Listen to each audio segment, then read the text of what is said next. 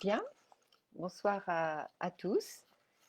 Eh bien, nous nous retrouvons ce soir pour la deuxième vidéo thématique de cette drôle de campagne sur le thème de la santé. Alors, je reviendrai juste sur le drive de ce matin qui nous a permis déjà de finaliser la distribution des masques, puisque comme vous le savez, nous avons distribué les masques de la ville, puis les masques de la région, et enfin ce matin, nous avons distribué les masques de la communauté de communes.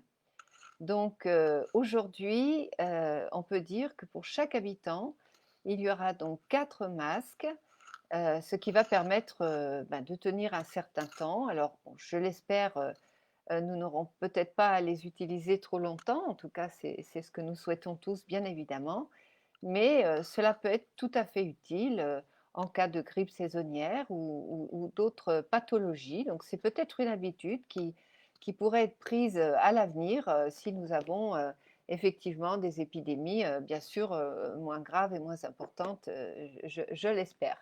Voilà, donc ce matin, nous nous sommes levés très très tôt, les bénévoles et moi-même et les élus de mon bureau municipal pour procéder à cette distribution qui s'est faite dans la bonne humeur et avec une organisation vraiment parfaite, aucune attente et des services municipaux qui nous ont organisé ça à la perfection.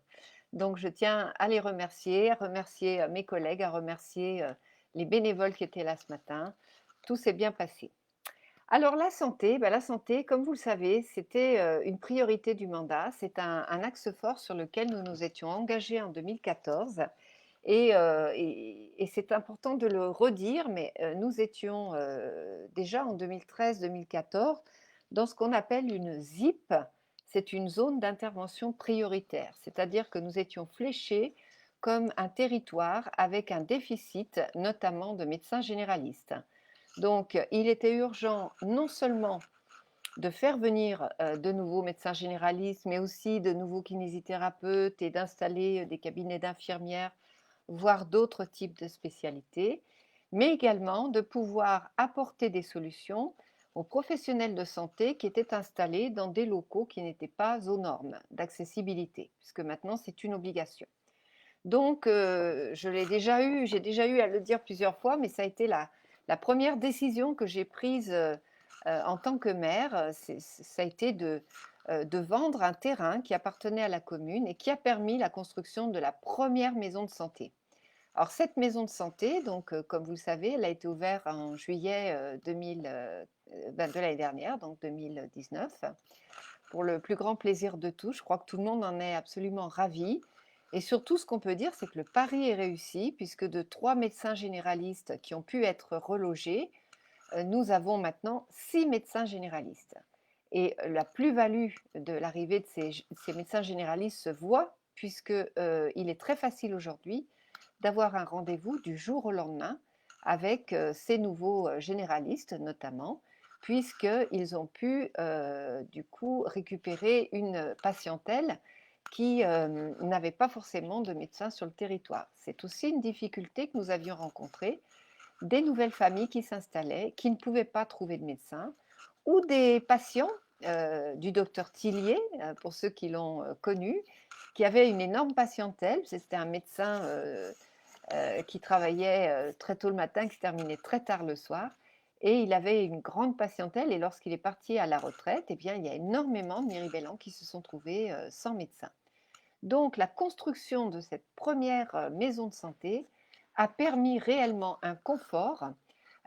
D'autre part, les horaires ont été aménagés de façon à ce que on puisse avoir des créneaux sur toute la journée, puisque les médecins commencent à 7h40 et terminent à 19h30.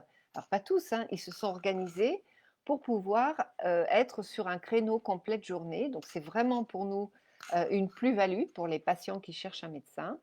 D'autre part, les kinésithérapeutes, c'est pareil, ils ont pu recruter. Il y avait 2 mois d'attente jusqu'à présent pour avoir rendez-vous chez le kinésithérapeute. On est passé à 1 mois d'attente Et bientôt, avec un nouveau recrutement qui semble être en cours, on pourrait passer à 10 jours. Et si les recrutements se poursuivent, eh bien, il n'y aura plus du tout d'attente. Donc, vous voyez à quel point cette question de la santé résonne. Et il faut absolument que nous soyons très vigilants à ne pas perdre nos professionnels de santé et à en attirer d'autres. Alors, je sais qu'il y a des grosses attentes sur des spécialités comme la gynécologie, l'ophtalmologie, mais également la cardiologie. On parlait à un moment donné de radiologie. On a eu des pistes qui n'ont pas forcément tenu parce que les médecins, les jeunes médecins aujourd'hui n'ont pas toujours les moyens d'acheter du matériel extrêmement cher sans le mutualiser avec d'autres. C'est pour ça qu'aujourd'hui, c'est généralement sur Rieux que vous trouvez tous les spécialistes avec le meilleur matériel possible, hein, puisqu'ils s'équipent avec du matériel vraiment de haute technologie et qui est très récent, ce que quelqu'un ne peut pas toujours faire tout seul lorsqu'il a son cabinet. Pour autant, on sait qu'on a un gros potentiel sur la ville de Miribel. Et d'ailleurs, j'ai une bonne nouvelle à vous annoncer, mais nous aurons aussi prochainement des médecins qui vont s'installer dans le hameau des Échets. Donc là, vous voyez, on a commencé aux Échets avec les commerces qui semblaient impossibles jusqu'à présent et qui se sont ouverts les uns après les autres. Et là, bientôt, dans quelques mois, l'arrivée de médecins. Donc vraiment, je pense que pour notre hameau des Échets, ça va être une vraie plus-value. Et on va continuer, puisque comme vous le savez, l'objectif aux Échets, sur l'ancien tellement où nous avions l'ancienne salle des fêtes, c'est justement d'avoir un appel à projet pour avoir des services, pour que ce hameau soit vraiment bien desservi à tout point de vue. Donc voilà, ce sont des avancées qui sont importantes pour nous. On s'est vraiment battu pour cette première maison de santé. Je ne sais pas si vous vous souvenez, les manifestations qu'on a eu à faire devant cette maison de santé, puisqu'il y avait eu un recours d'un riverain et la maison de santé était menacée. Donc la population s'était mobilisée. C'était assez étonnant comme scène, comme situation, mais voilà, c'était vraiment la participation des habitants qui étaient venus dire sa volonté d'avoir une maison de santé. Cette maison de santé permet aussi une continuité du soin.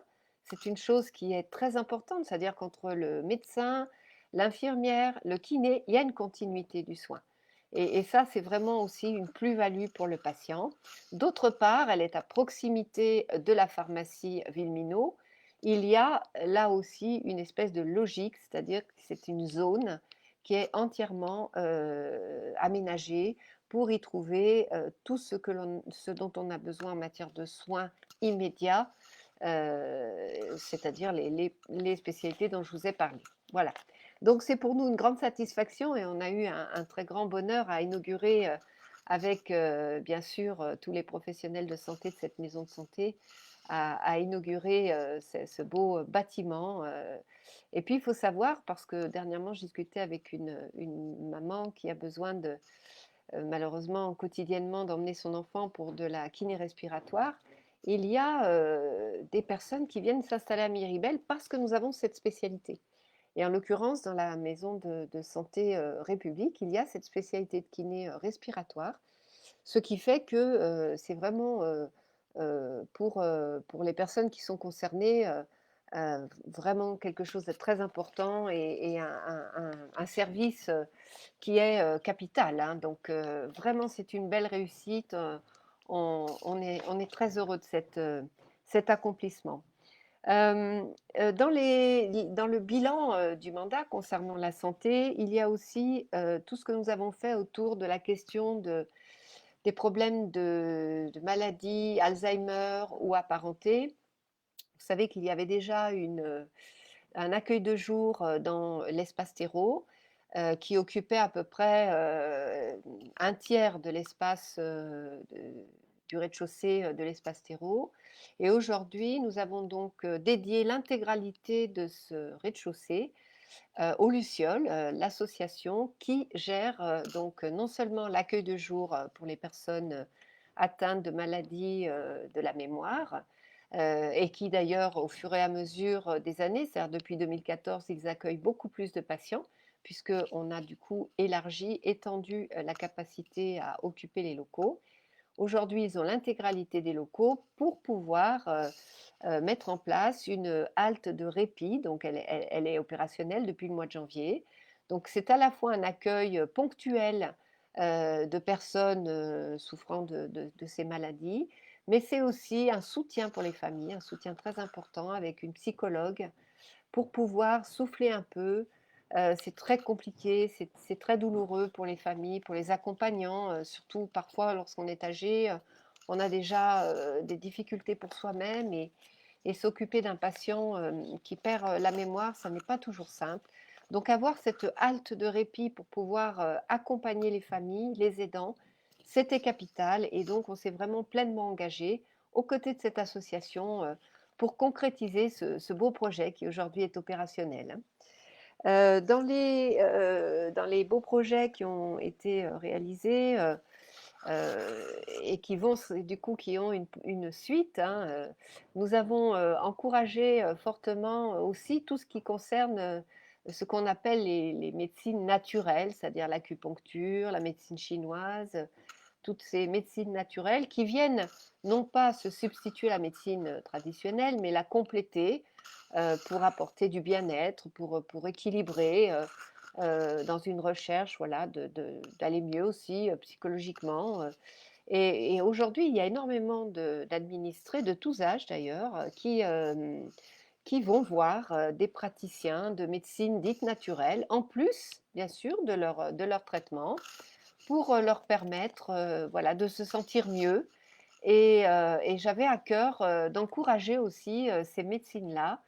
Donc, nous avons mis à disposition depuis 2 années ou 3 années maintenant le centre socioculturel une fois par mois pour une association qui s'appelle Terre Connexion Santé et qui initie un certain nombre d'administrés, d'adhérents à l'association, à toutes ces pratiques, à leur bien-être, voilà, à se sentir bien dans leur corps, à prendre en main leur santé, à être acteurs de leur santé. Et donc, vous le savez peut-être, mais nous avons dans la même lignée et avec le même groupe accompagné un projet en vendant l'ancien local de gendarmerie qui est rue du Trève pour y faire un pôle de santé naturelle. Alors donc ce sont ces personnes qui ont racheté les locaux et qui vont faire un pôle de santé naturelle avec des spécialités bon, qui maintenant sont absolument rentrées dans les mœurs, hein, l'acupuncture, la médecine chinoise et d'autres. Donc je suis très, très, très heureuse. C'est un projet qui me tenait à cœur avec des personnes de très grande qualité que j'ai eu à cœur d'accompagner. Donc voilà, c'est un deuxième pas vers la santé qui me tenait à cœur. Le zéro pesticide, même si la loi l'imposait, le zéro pesticide strict avait encore un délai d'application. J'ai souhaité qu'il soit appliqué immédiatement. Cela a occasionné d'ailleurs quelques difficultés à entendre que la nature allait reprendre un peu plus de place dans la ville, notamment au cimetière.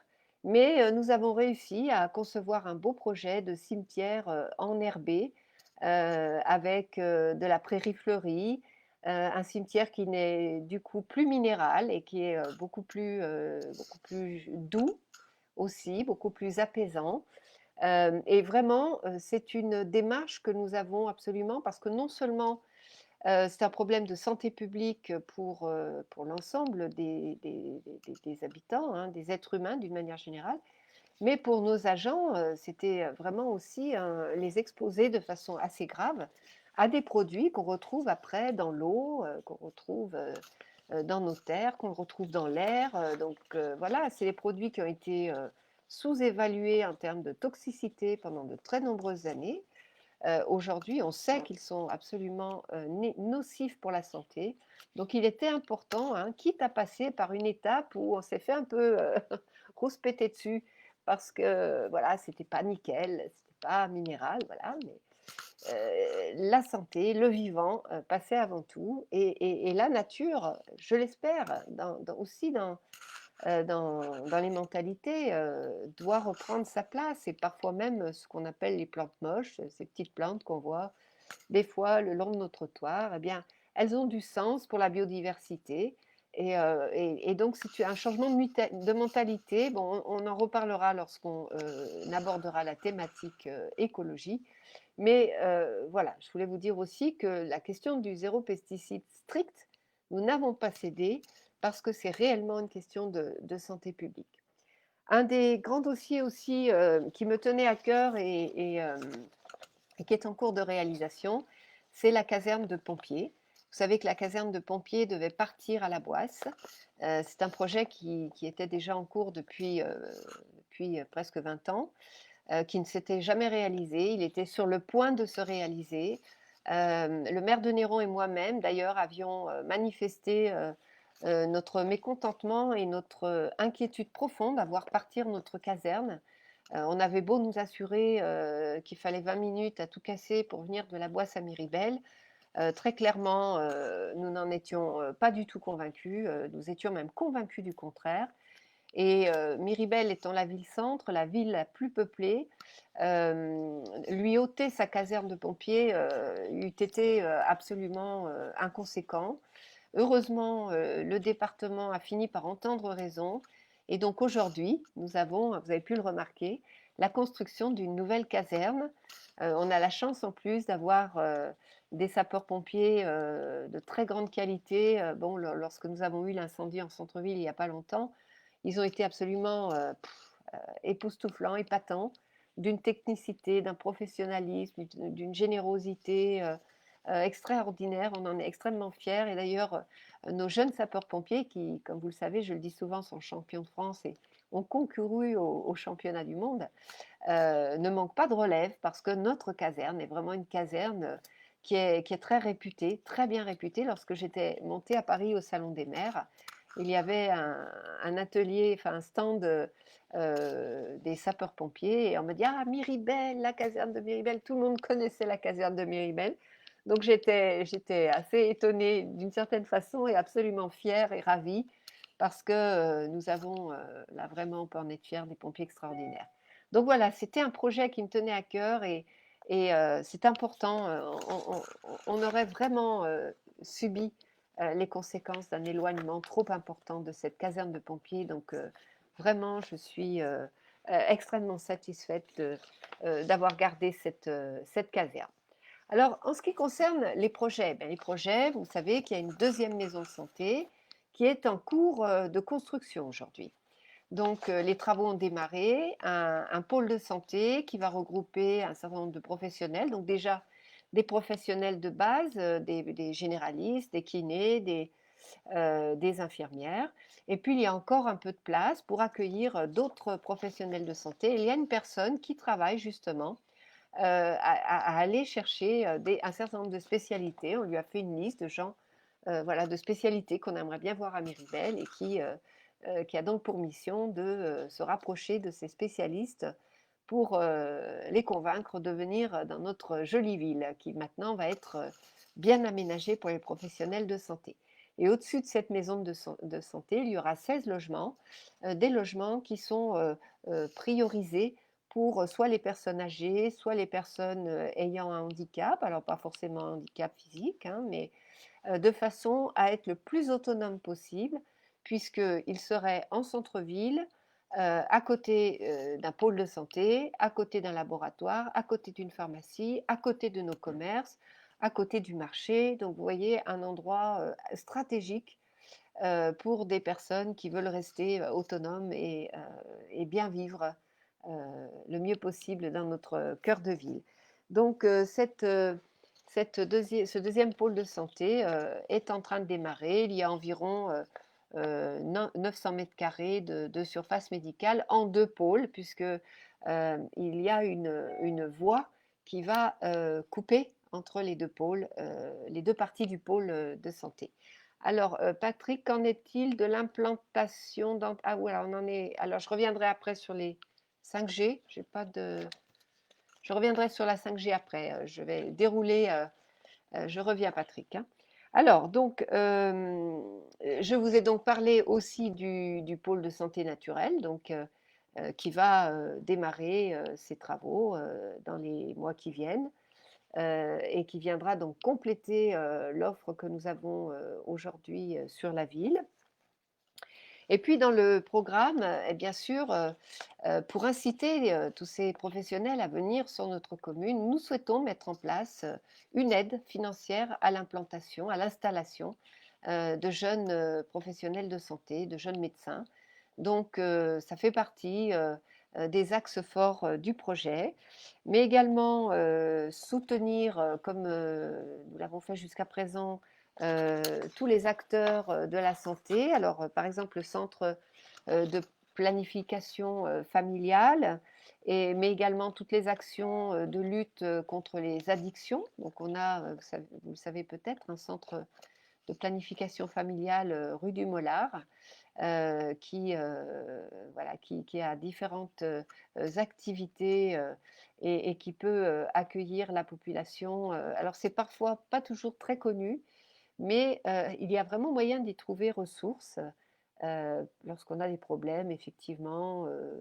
Bon, par exemple, bien sûr, de la gestion des naissances, etc., mais aussi dans tout ce qui est la contraception, mais également voilà, tous les problèmes d'alcool, de drogue, etc. Donc il y a beaucoup de choses qui sont très importantes et qui sont gérées au niveau de ces centres de planification familiale, qui ont souvent été parfois remis en question, mais qu'il est capital de conserver sur notre territoire.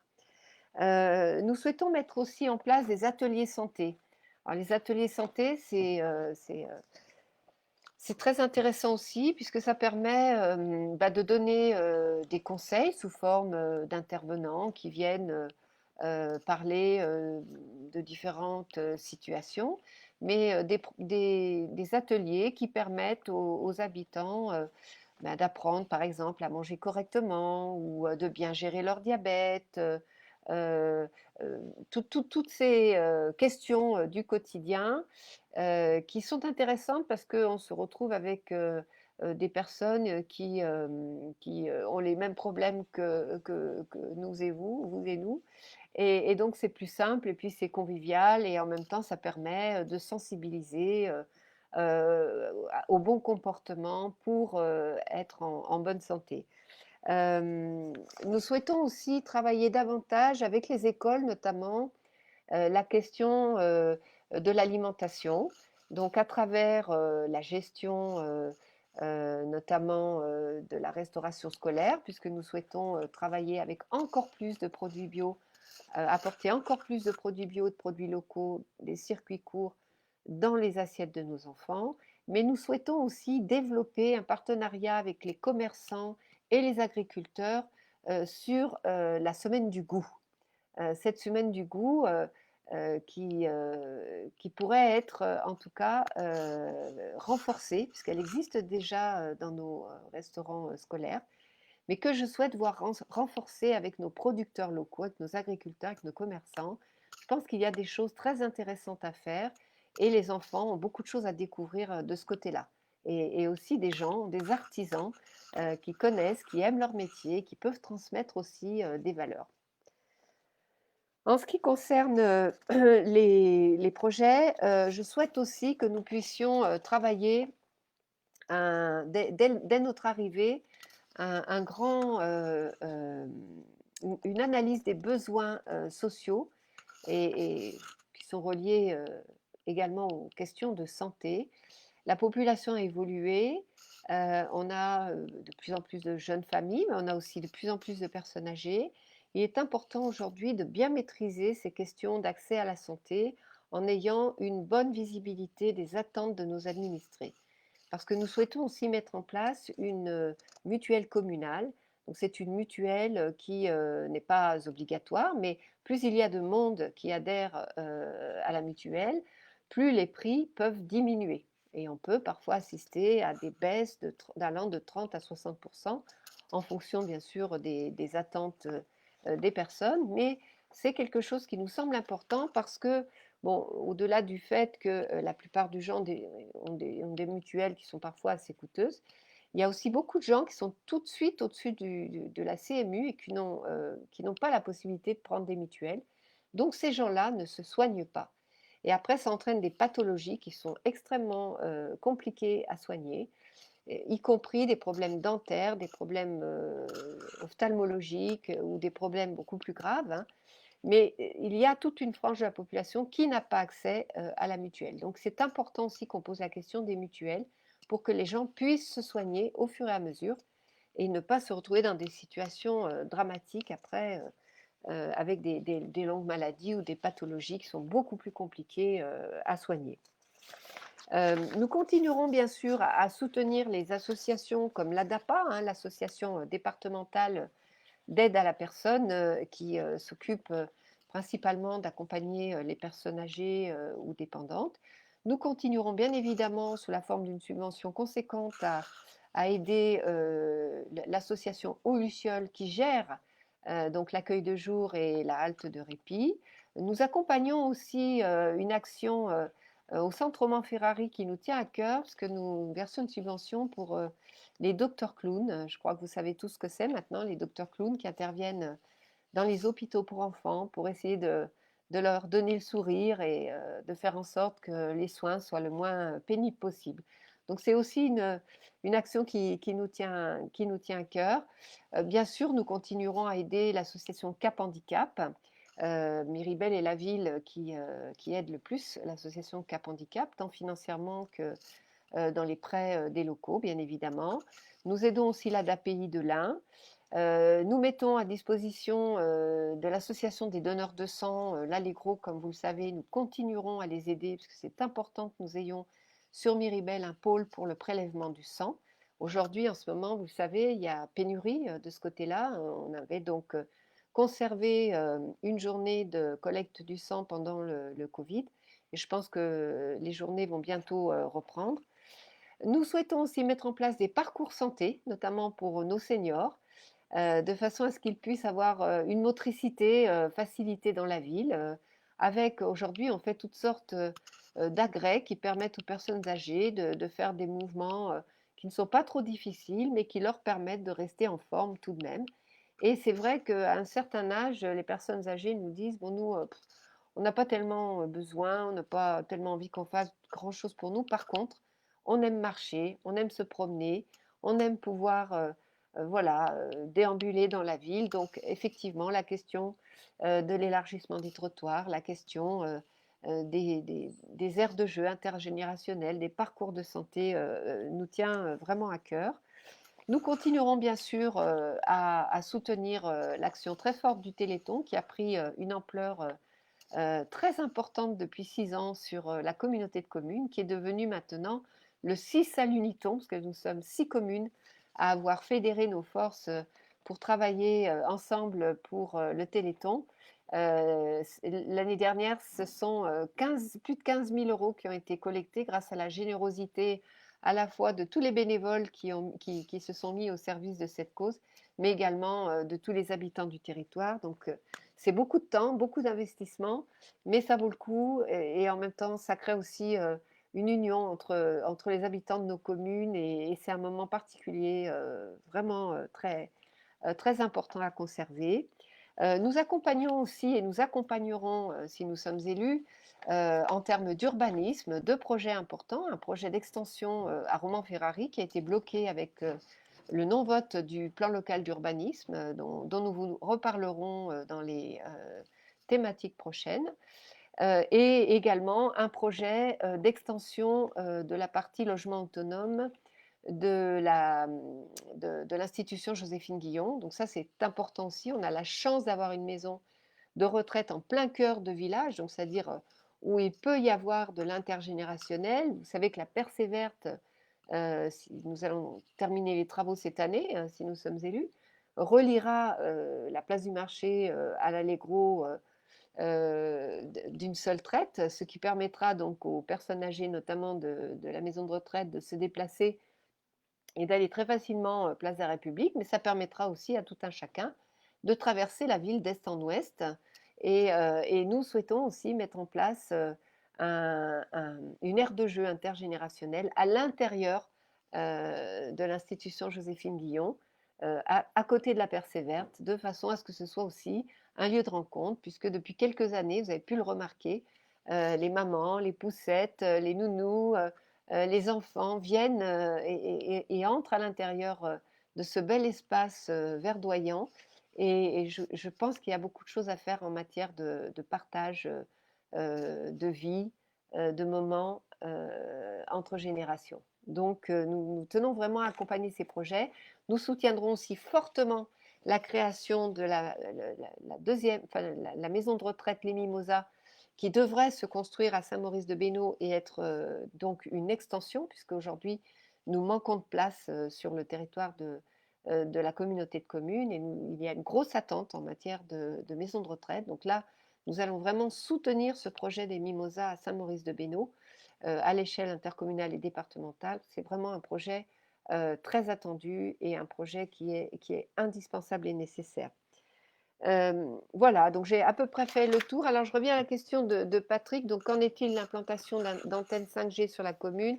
Cette technologie étant montrée comme dangereuse pour la santé par de nombreuses études, quelle est la position de la municipalité et dans quelle mesure a-t-elle la possibilité de les interdire? Alors ça, c'est vrai que c'est pas simple du tout. Aujourd'hui, nous, on privilégie la fibre, c'est clair. Donc là, tous les travaux, enfin la première phase des travaux, c'est-à-dire la pose des armoires qui vont relier les réseaux est en cours. D'ailleurs, il y a une pause de 2 mois parce que la société qui intervenait à Méribel a dû se rabattre sur Meximieux pour prêter main forte à des équipes qui étaient en sous-effectif. Donc nos travaux prennent une fois de plus du retard, mais je le rappelle, ce n'est pas du fait de la commune, c'est une gestion du SIEA, du syndicat d'électricité et de e-énergie. Et le sous-traitant donc, est obligé de se partager entre plusieurs chantiers. Et là, aujourd'hui, il vient renforcer entre autres celui de Meximieux et d'Amberieux, je crois. Donc, il va y avoir 2 mois de décalage. Donc, oui, moi, j'aurais tendance à dire que je suis plutôt méfiante par rapport à cette 5G. Pour l'instant, ce n'est pas complètement d'actualité sur Méribel, mais je me renseignerai pour savoir précisément quels sont mes droits de ce côté-là. Je sais que c'est très compliqué hein, de ce côté-là pour intervenir. On peut parfois refuser la pose de certaines antennes, mais ce n'est pas toujours le cas. C'est une législation qui est très complexe. Mais en tout cas, je vais me pencher sur cette question. Mais très clairement, nous, ce qu'on souhaite surtout sur Méribel, c'est d'encourager la fibre. Et moins on aura d'antennes, mieux on se portera, je dirais, pour résumer. Mais je me renseignerai, Patrick, de façon beaucoup plus précise sur mes possibilités d'intervention. Je sais qu'à plusieurs reprises, j'avais essayé de voir s'il était possible de ne pas poser d'antenne et j'avais pesé parfois dans des dossiers, mais je n'étais pas la seule à pouvoir intervenir. Je donne un simple exemple. Si on pose une antenne sur une propriété privée, par exemple, eh bien, j'ai guère de poids, on va dire, puisque finalement, c'est le conseil d'administration du syndic qui décide. Il m'est arrivé d'intervenir et d'essayer de convaincre justement un syndic de ne pas accepter la pose d'une antenne sur son immeuble. Et là, les habitants m'ont écouté, les propriétaires m'ont écouté, mais s'ils ne m'avaient pas écouté, je ne suis pas sûre d'avoir eu le dernier mot sur cette question. Donc, je reviendrai avec des textes plus précis que je pourrais éventuellement mettre en ligne si ça vous intéresse. Voilà, alors, donc, je regarde un petit peu si vous avez d'autres questions. J'ai peut-être raté les questions, je reviens en arrière. Non, a priori non. Voilà, donc bon, écoutez, ce que je voulais quand même dire, parce que c'est important pour moi, pour mon équipe, je vous ai parlé de nos maisons de santé. Ces maisons de santé, donc la première, on s'est vraiment battu avec les habitants pour qu'elle aboutisse. Et sur la deuxième maison de santé, il n'y avait pas eu de recours des administrés, des riverains. Et nous avons eu un recours posé par notre opposition, qui aujourd'hui très clairement veut faire des parkings partout. Son programme se résume dans le centre-ville à faire des parkings, des parkings, des parkings. Donc, au prétexte qu'il manquait 2 places de parking, ce qui est complètement faux, puisque le permis de construire a été validé par les autorités qui sont concernées et qui ont droit de validation, ainsi que bien sûr par nos services qui ont préinstruit et ceux de la communauté de communes. Eh bien, notre opposition a tenté de faire obstacle, je pense, de retarder la construction de cette maison de santé pour des raisons purement de stratégie politique. Mais franchement, je ne m'attendais pas à ça, parce que je trouve qu'il y a des sujets avec lesquels on ne plaisante pas, avec lesquels on ne joue pas. Et en l'occurrence, l'arrivée de professionnels de santé pour tous, c'est un sujet qui est capital. On ne s'amuse pas avec un sujet comme ça. Et ça n'a aucun sens d'ailleurs d'essayer de discréditer un maire ou une équipe en empêchant une maison de santé. Donc voilà, on s'est aussi bien battu pour cette maison de santé, mais les administrés, les riverains n'ont pas fait de recours. Et vraiment, je tiens à le signaler parce que c'est tellement rare aujourd'hui. Il y a des recours quasiment pour toutes les constructions. Donc c'est tellement rare aujourd'hui que ça méritait d'être dit. Donc ce recours est nul et non avenu puisqu'il n'avait pas de raison, il n'est ni impacté directement, ni, enfin, il n'y avait aucune raison pour que ce recours soit entendu, acceptable. Donc il n'a pas été retenu, heureusement. Toutefois, voilà, vraiment, je voudrais dire, parce que là, c'est vraiment quelque chose de clivant. La santé, c'est notre bataille depuis le début et elle continuera de l'être parce que c'est vraiment, on le dit, hein, quand on est en bonne santé, tout est possible. Hein. Quand la santé commence à défaillir, là, les choses sont différentes. Je suis en train de voir que le, le temps a tourné et je suis quasiment dans le noir, donc je vais allumer mes lumières. Je vous demande 30 secondes pour qu'on se voit.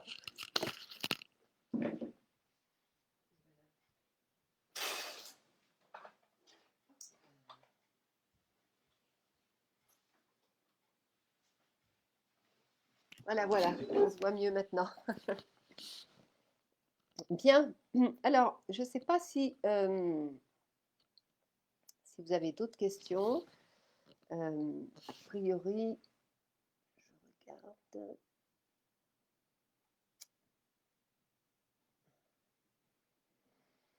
Je n'ai pas particulièrement de questions supplémentaires sur la santé. Je crois qu'on a fait à peu près le tour. En tout cas, sachez que si vous avez des personnes qui sont intéressées pour s'installer dans le nouveau pôle de santé, il reste encore de l'espace, donc n'hésitez pas à les envoyer vers nous et nous les redirigerons vers la personne qui est chargée donc de négocier avec les professionnels de santé qui veulent s'installer dans le centre-ville. Hein. Voilà, donc écoutez, je crois qu'on a à peu près fait le tour.